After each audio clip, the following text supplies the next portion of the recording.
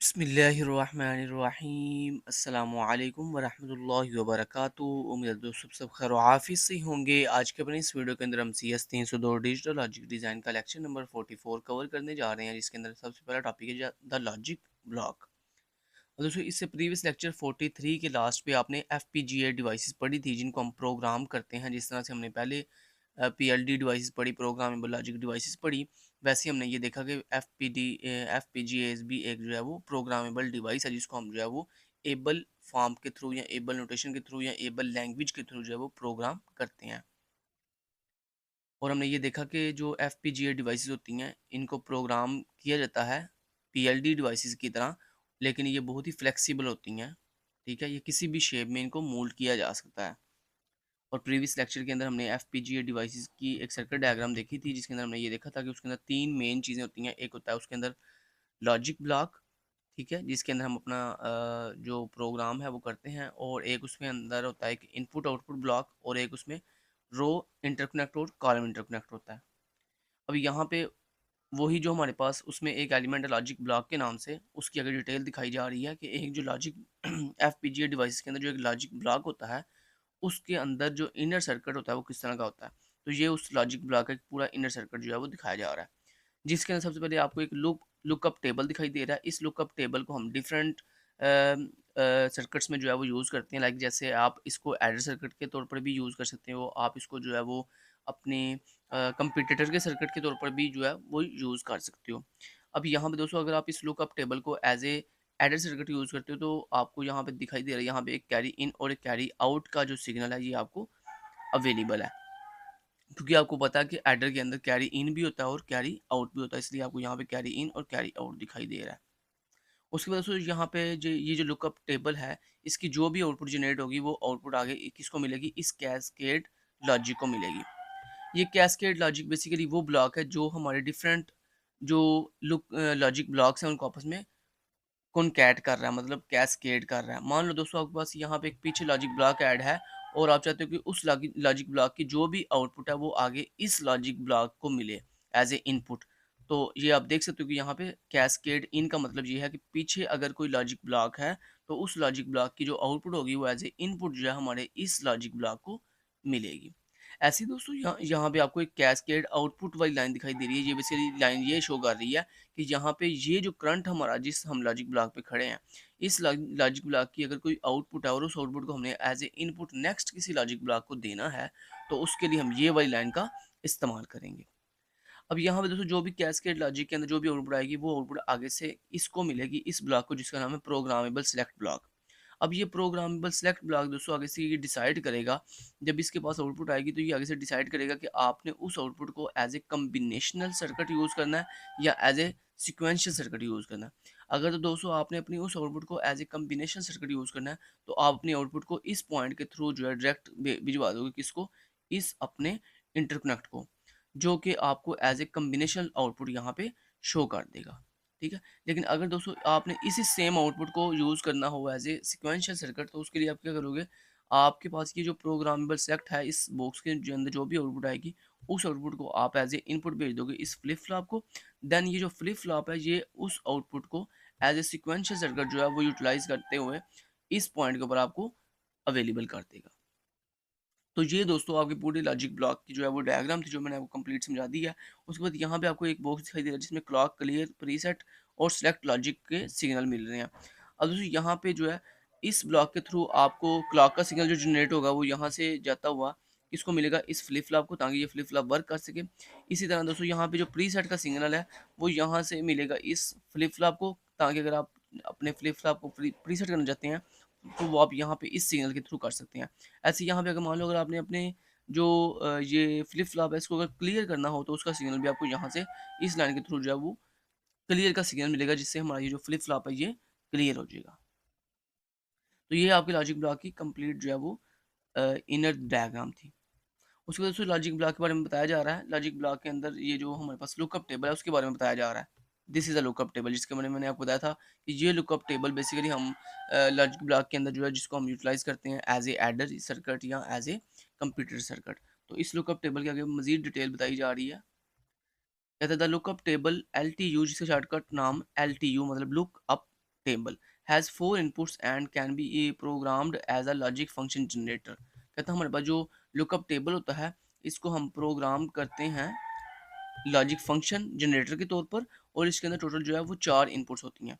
The L U T यानी logic lookup table can be program to produce S O P function. कहता है हमारे हमारे पास जो इसका पहला जो इसको प्रोग्राम करने का जो मकसद है वो ये है कि हम इसको as a S O P function use कर सकें, मतलब सम ऑफ प्रोडक्ट फंक्शन जो है इससे प्रोड्यूस करवा सकें।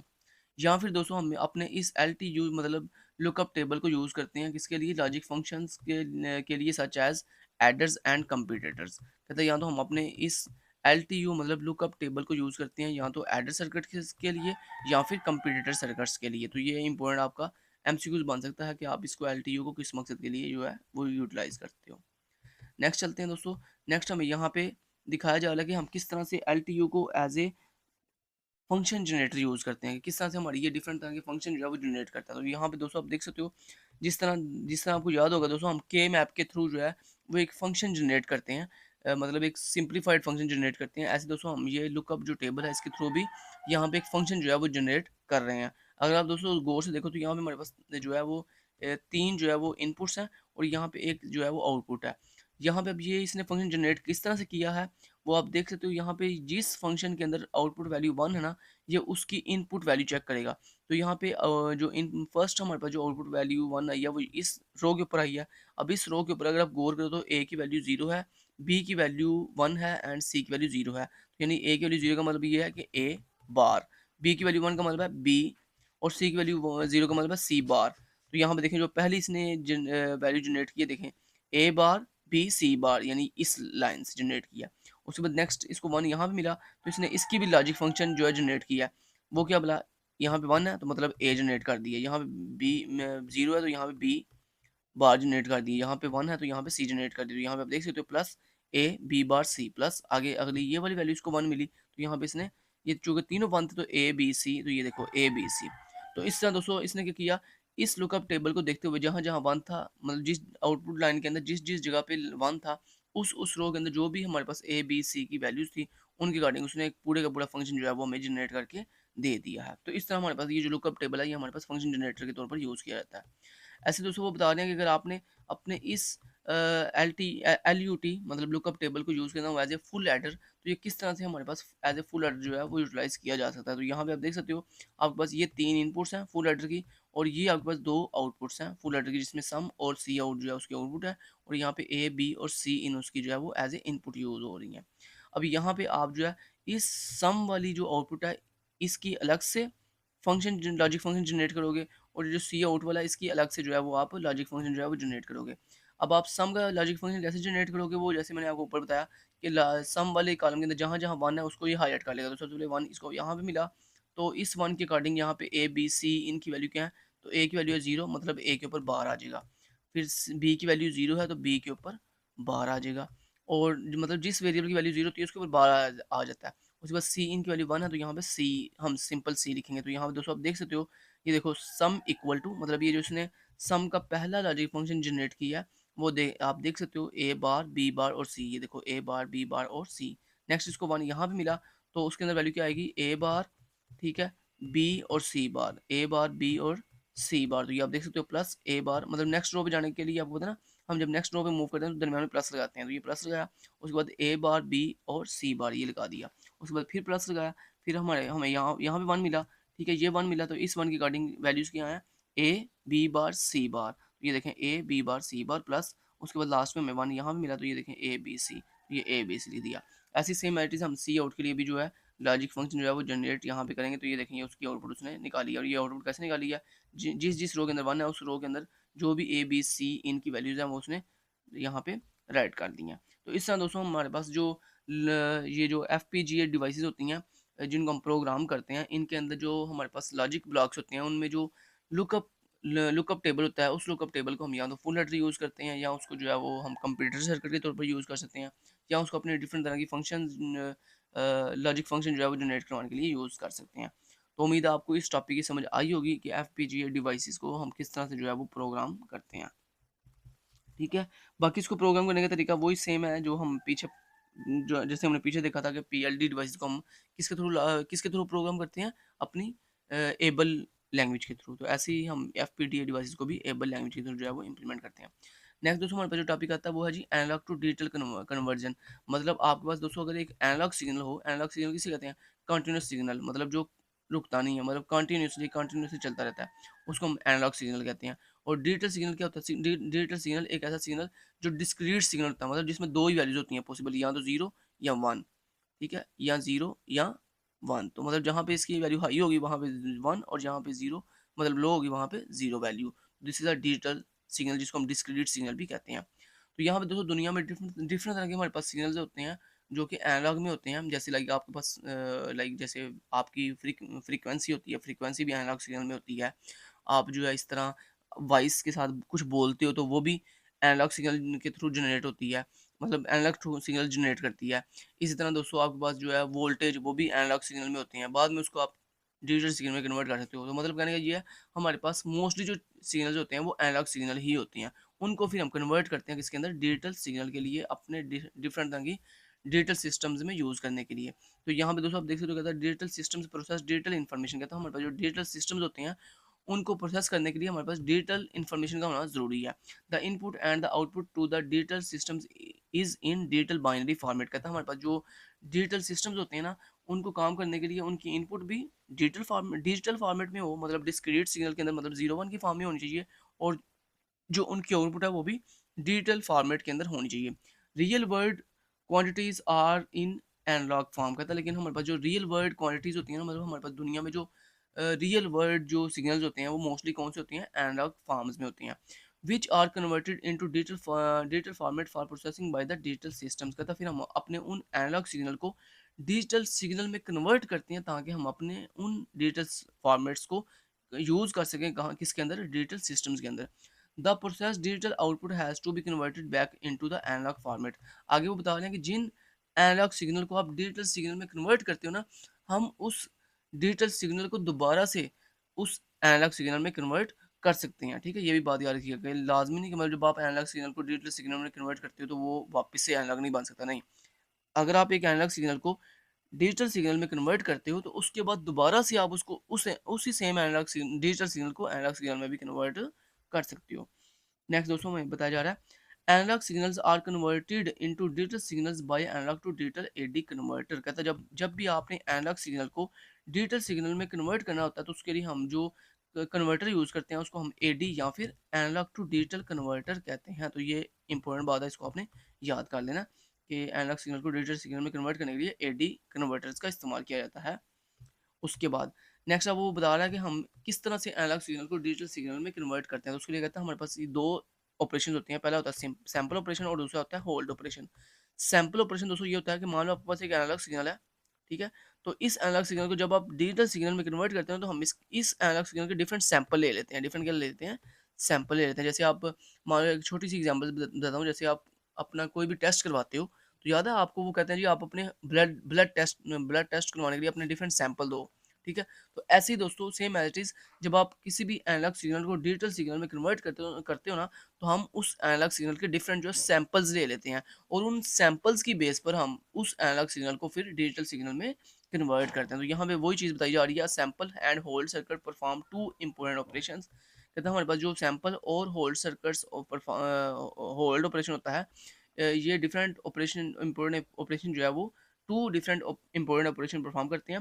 The analog signal is sampled at regular sampling intervals to take sufficient number of discrete values at point on the analog wave forms।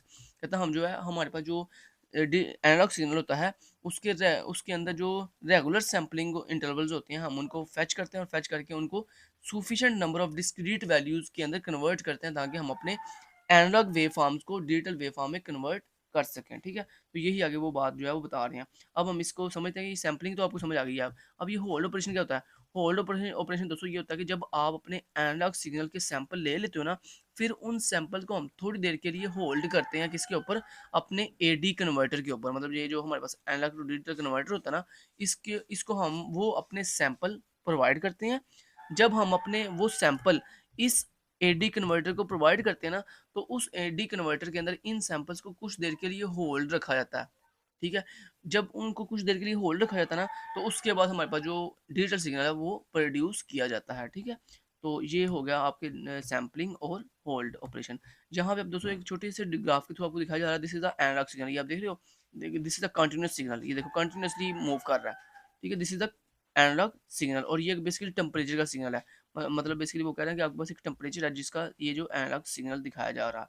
अब दोस्तों हम क्या करेंगे, हम इस एनालॉग सिग्नल को डिजिटल सिग्नल में कन्वर्ट करने के लिए इसके डिफरेंट सैंपल्स लेंगे। ये आप देख सकते हो, हमने इस एनालॉग सिग्नल के डिफरेंट 15 जो है सैंपल लिए हैं।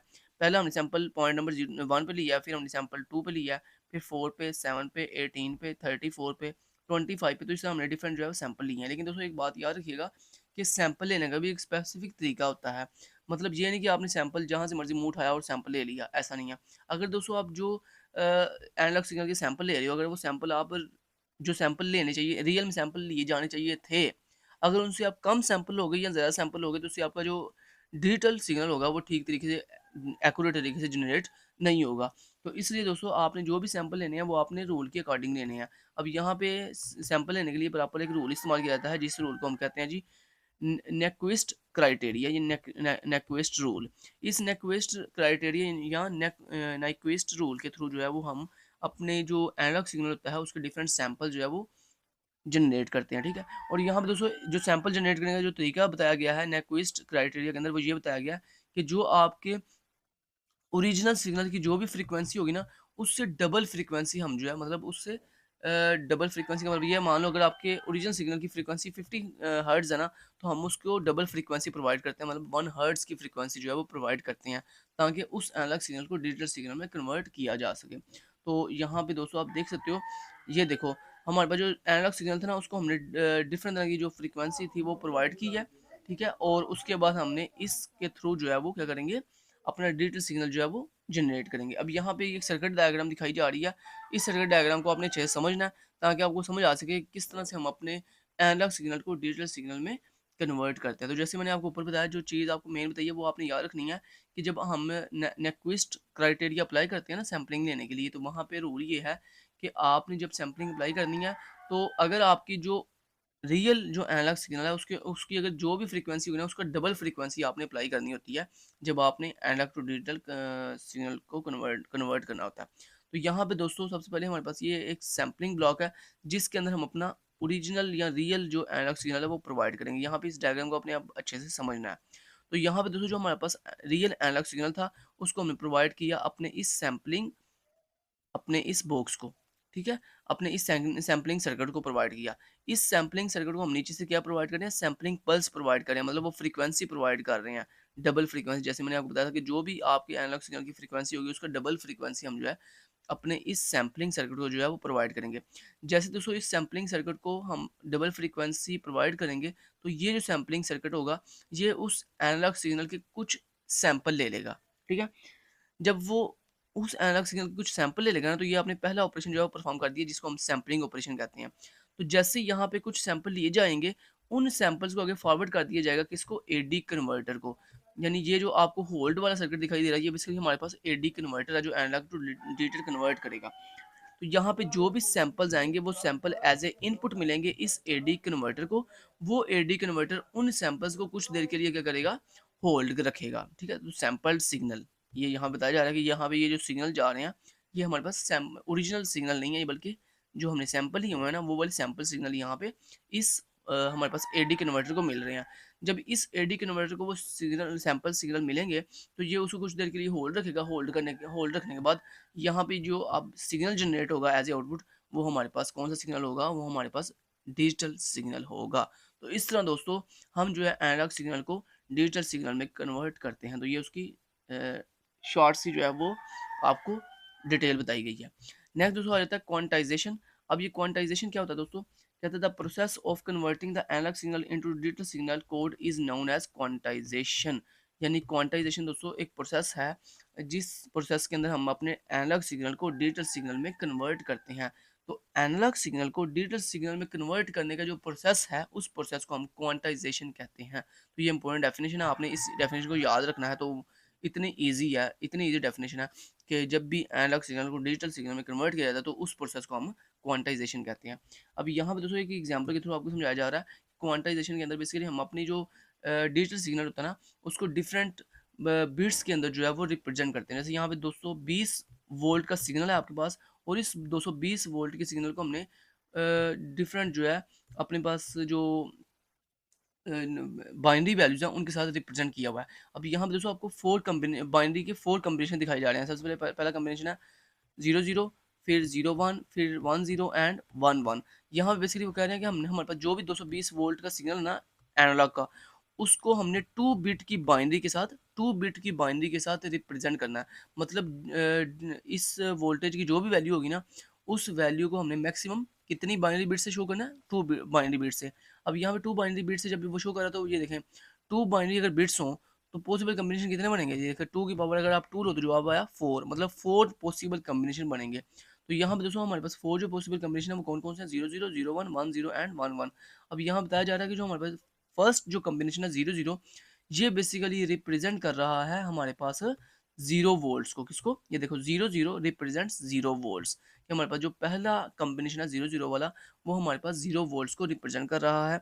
उसके बाद जो नेक्स्ट कॉम्बिनेशन है 01, वो बेसिकली रिप्रेजेंट कर रहा है 73 वोल्ट्स को। उसके बाद जो तीसरा कॉम्बिनेशन है 10, वो रिप्रेजेंट कर रहा है 146 वोल्ट्स को। एंड जो लास्ट वाला कॉम्बिनेशन है 11, वो बेसिकली रिप्रेजेंट कर रहा है 220 वोल्ट्स को। अब ये जो चार आपको कॉम्बिनेशन दिखाई गए हैं, 0 volts, 73 volts, 146 volts and 220 volts, इनके बिटवीन जो वोल्टेज ना, उनको भी बेसिकली यही आपके 2 बिट्स जो है वो रिप्रेजेंट करेंगी। जैसे मान लो जो हमारे पास जैसे 73 से लेकर 73 वाले वोल्ट से 70 बल्कि 4 से कर लो, 74 से लेकर 145 तक जो वोल्ट्स हैं वो बेसिकली किसके साथ रिप्रेजेंट किए जा रहे हैं, 10 कॉम्बिनेशन के साथ।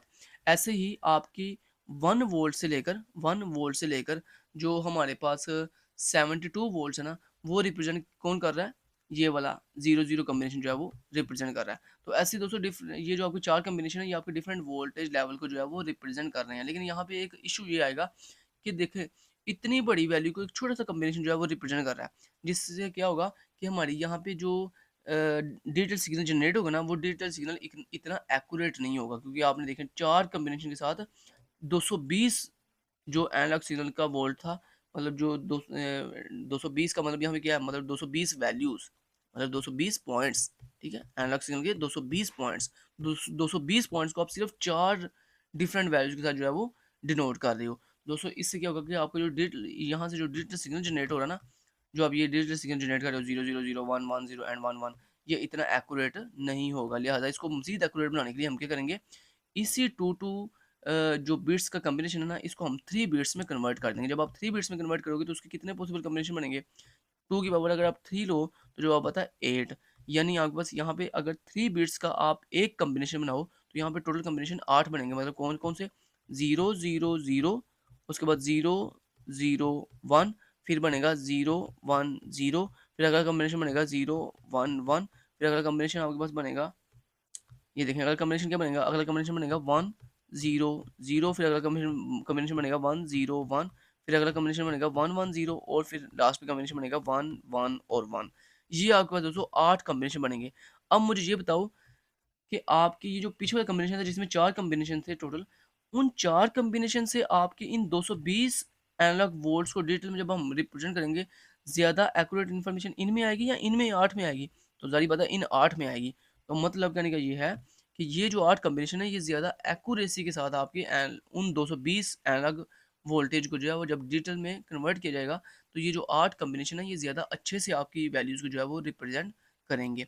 लिहाजा हमने यहाँ पे फिर क्या डिसाइड किया कि यहाँ पे दोस्तों, यहाँ बेसिकली इस एग्जांपल का मतलब बेसिकली आपको ये समझाना था कि अगर आप सैंपल गलत लेंगे ना, अगर आप अपने एनालॉग सिग्नल की सैंपल गलत लेंगे, तो उससे ये देखें, ये जो डिजिटल आप रिप्रेजेंटेशन कर रहे हैं ना 0001, ये जो है इतनी एक्यूरेट नहीं होगी। लेकिन जब आप सैंपल अच्छे लेंगे ना, सैंपल आप बिल्कुल एक्यूरेट लेंगे, तो फिर आपके पास जो यहाँ पे रिप्रेजेंटेशन आएगी ना डिजिटल की, वो बहुत ही एक्यूरेट आएगी। तो ये इस एग्जाम्पल का मतलब बस आपको ये समझाना था।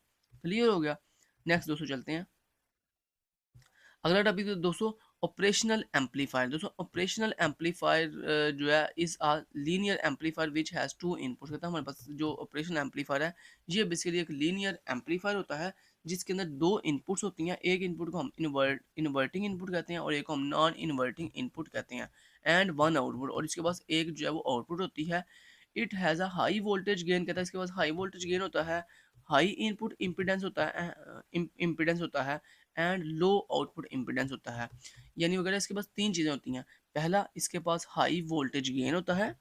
दूसरा, हाई इनपुट इम्पीडेंस होती है इसके पास, और उसी के साथ साथ इसके पास लो आउटपुट इम्पीडेंस होती है। तो ये तीन चीज़ें होती हैं हमारे पास ऑपरेशनल एम्पलीफायर के पास, जिसको हम ओप एम्प भी शॉर्टली कहते हैं। ठीक है, तो ये इंपॉर्टेंट इसकी डेफिनेशन भी बन गई कि ऑपरेशनल एम्पलीफायर अगर आपसे पूछा जाता है व्हाट इज ऑपरेशनल एम्पलीफायर या ओप, सर आप शॉर्टली शॉर्टली आपको सर कह सकते हैं व्हाट इज ओप एम्प।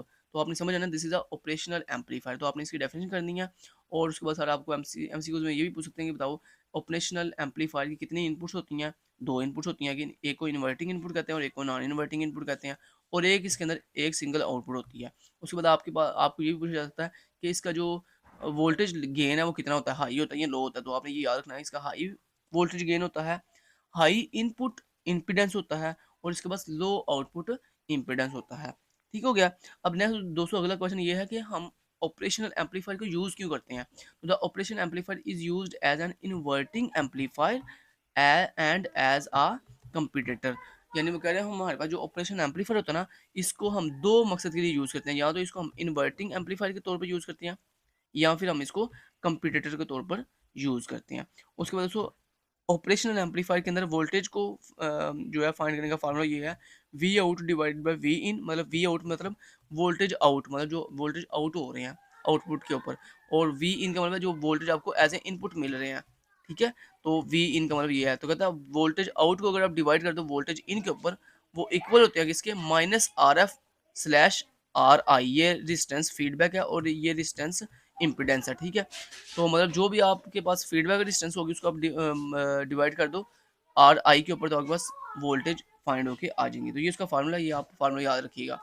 उसके बाद दोस्तों ये बताया जा रहा है कि ये सबसे पहले आपको बताया जा रहा है कि ऑपरेशनल जो एम्पलीफायर होता है उसकी शेप कैसे की होती है। दोस्तों ये आप देख सीधा ऑपरेशन एम्पलीफायर, ये आप देख सकते हैं उसकी दो इनपुट है, एक इन्वर्टिंग इनपुट है और एक नॉन इन्वर्टिंग इनपुट है, और एक उसके बाद सिग्नल जो है वो आउटपुट है। तो ये होती है ऑपरेशन एम्पलीफायर की शेप, जो आपने ऐसे बनानी है पेपर के अंदर। अगर आपको पेपर के अंदर आ जाता है कि ऑपरेशन एम्पलीफायर की डायग्राम बनाओ, तो ये आपने छोटी सी डायग्राम में देखें इतनी ईजी है, ये आपने बना लेनी है वहाँ पे। और ये डायग्राम कहाँ बनानी है, ये डायग्राम बनाते हैं या तो एम एस वर्ड के ऊपर या एम एस पेंट के ऊपर। जब आप वहाँ पे डायग्राम बना लेते हो, फिर उसके बाद हम उसका स्क्रीनशॉट लेकर जो है अपने एग्जाम सॉफ्टवेयर पे पेस्ट कर देते हैं। उसके बाद उसको वो कह रहे हैं कि operation amplifier as an inverting amplifier की, अगर आप अपने ऑपरेशन जैसे आपने ऊपर अभी पढ़ा कि हम ऑपरेशन एम्पलीफायर को या तो इन्वर्टिंग एम्पलीफायर यूज़ करते हैं या इसको एज ए कंपटीटर यूज़ करते हैं। तो वो कह रहे हैं कि अगर आप ऑपरेशन एम्पलीफायर को as a inverting amplifier use करोगे, तो उसका तरीका ये होगा कि हमारे पास जो उसका इन्वर्टिंग इनपुट है ना, आपने ऊपर पढ़ा ना कि हमारे पास एम्पलीफायर की ये दो इनपुट है, एक ये इन्वर्टिंग इनपुट है, ये नॉन इन्वर्टिंग इनपुट है, और ये हमारे पास उसके आउटपुट है। कहता है हमारे पास जो ऑपरेशन एम्पलीफायर है, अगर आपने उसको इन्वर्टिंग एम्पलीफायर के तौर पर यूज़ करना है, तो उसकी जो इन्वर्टिंग इनपुट है उसको आप वी आउट के साथ अटैच कर दोगे, किसके साथ, वोल्टेज आउट के साथ अटैच कर दोगे, और उसके दरमियान में एक रजिस्टर जो है वो अटैच कर दोगे। और इस तरह जो उसकी आउटपुट लाइन है उसको उसको आप एक रजिस्टर के साथ अटैच करोगे, और फिर उसको जो है वो आप वापस से अटैच कर दोगे अपनी इन्वर्टिंग इनपुट के साथ। तो ये दोस्तों तरीका होता है जब आपने ऑपरेशनल एम्पलीफायर को यूज़ करना है इन्वर्टिंग एम्पलीफायर के तौर पर। और अगर दोस्तों आपने इसी ऑपरेशन एम्पलीफायर को यूज़ करना है एज ए कंपेरेटर, तो उसका तरीका ये होता है कि आपने जो हमारे पास यहाँ पे जो उसके नॉन इन्वर्टिंग इनपुट है ना, उसको आपने कुछ वोल्टेज के साथ अटैच कर देना। वी इन का मतलब कुछ voltage in as a input देना। तो मतलब यहाँ पे वो बता रहे हैं कि हमारे पास जो दो इनपुट है ना हमारे पास एम्पलीफायर की, ऑपरेशन एम्पलीफायर की, एक ये इन्वर्टिंग इनपुट है और ये उसकी नॉन इन्वर्टिंग इनपुट है। इन्वर्टिंग इनपुट को भी हम कुछ वोल्टेज देंगे और नॉन इन्वर्टिंग इनपुट को भी हम कुछ वोल्टेज देंगे, और ये हमारे पास उसके पास उसकी क्या जी आउटपुट लेवल है।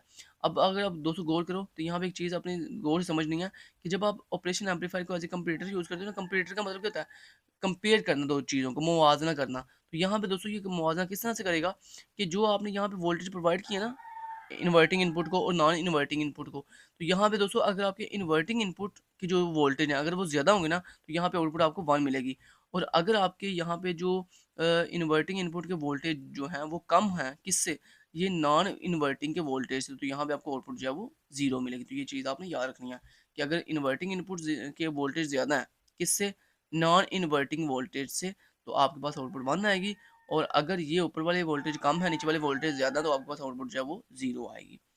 नेक्स्ट दोस्तों हमें बताया जा रहा है flash analog to digital converter. ये flash analog to digital converter क्या दोस्तों, ये भी एक कन्वर्टर है जो हमारे पास एनालॉग सिग्नल को डिजिटल सिग्नल में कन्वर्ट करता है।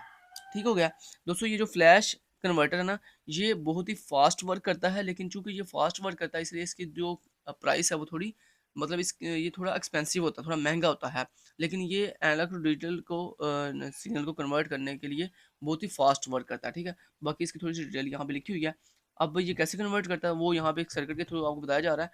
This this is a flash analog to digital converter. तो ये flash analog to digital converter का हमें एक सर्किट दिखाया जा रहा है। इस सर्किट के अंदर अगर आप गौर करो तो यहाँ पे आप देख सकते हो दोस्तों, ऑपरेशन एम्पलीफायर के कुछ कंपैरेटर लगे हुए हैं। कुछ क्या लगे हुए हैं, कंपैरेटर लगे हुए हैं।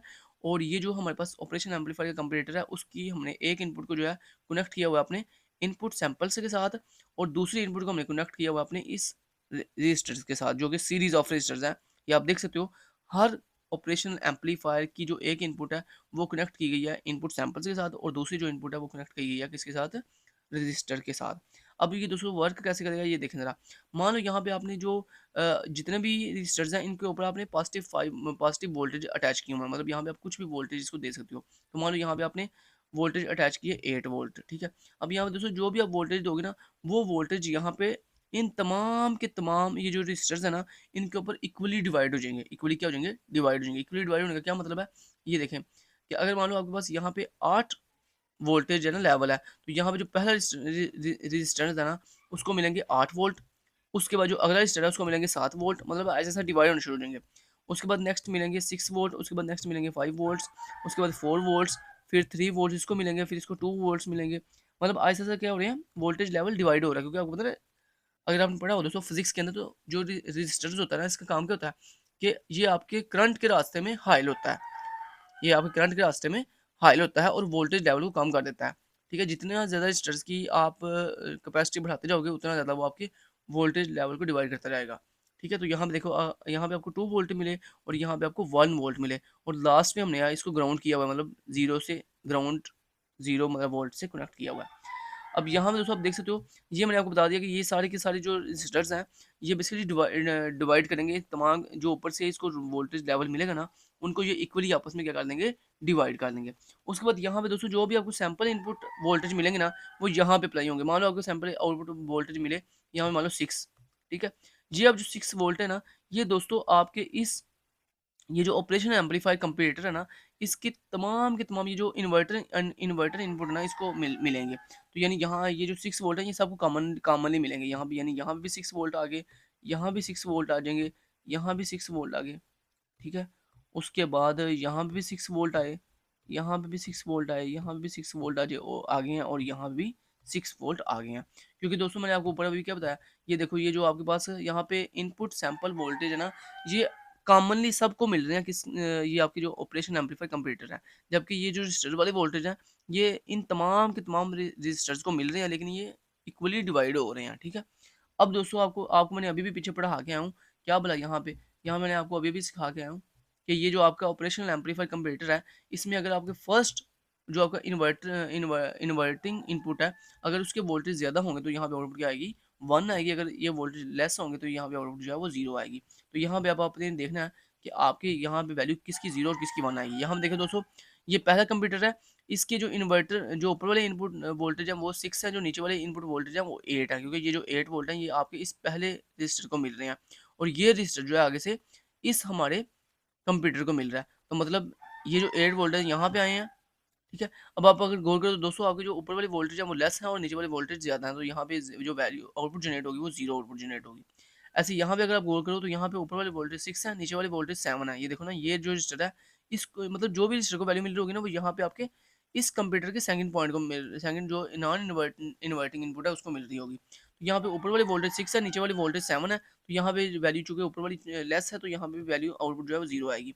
अब यहाँ पे देखो, ऊपर वाली वैल्यू और नीचे वाली वैल्यू चूंकि कॉमन है, तो यहाँ पे हमारे पास जो आउटपुट आएगी वो भी क्या आएगी, 0 आएगी। क्योंकि आउटपुट अगर ऊपर वाली वोल्टेज ज़्यादा होंगे तो फिर आउटपुट 1 आएगी। अब यहाँ पे देखो, ऊपर वाली वैल्यू ज़्यादा है, जो वोल्टेज 6 है, नीचे वाली वोल्टेज जो है वो 5 मिल रहे हैं, तो यहाँ पे आउटपुट 1 आ जाएगी, यहाँ पे भी 1 आ जाएगी, यहाँ भी 1 आ जाएगी और यहाँ पे भी 1 आ जाएगी, क्योंकि वो जो अब जो नीचे वो जितने भी वोल्टेज है वो सारे हाई हैं, और जो नीचे से वोल्टेज मिल रहे हैं वो सारे के सारे क्या है जी, लो वोल्टेज है। मतलब यहाँ पे देखो ये वैल्यू 6 है, ये वैल्यू 5 है, तो ये 6 बड़ा होता है 5 से, यहाँ पे 1 वैल्यू आ गई। यहाँ पे देखो 6 वैल्यू मिल रही है ऊपर, और यहाँ पे नीचे वाली लाइन के ऊपर 4 वैल्यू वोल्टेज मिल रहे हैं, तो यहाँ पे 1 आ गया।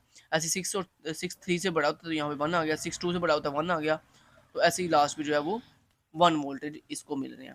ठीक हो गया। तो अब दोस्तों यहाँ पे आप देखिएगा, यहाँ पे दोस्तों अब ये जो वैल्यूज डिजिटल के अंदर आई है ना, ये बेसिकली आउटपुट जो है किसको आगे मिल रही है, इस प्रायोरिटी एनकोडर को मिल रही है। अब ये प्रायोरिटी जो एनकोडर है दोस्तों, इसकी जो लास्ट वाली पिन है उसको हमने ग्राउंड के साथ जो है कनेक्ट किया हुआ है, मतलब 0 वोल्ट से कनेक्ट किया हुआ है। उसके बाद ये जो अनेबल सिग्नल है, जब हम इस एनकोडर के ऊपर अप्लाई करेंगे ना, तो ये एनकोडर अनेबल हो जाएगा। जैसे ही एनकोडर अनेबल होगा, तो यहाँ पे जो भी ये आउटपुट जनरेट हुई है ना, मतलब ये जितने भी कंप्यूटर के आउटपुट जनरेट हुई हैं, वो एज ए इनपुट इस एनकोडर को मिलेंगी।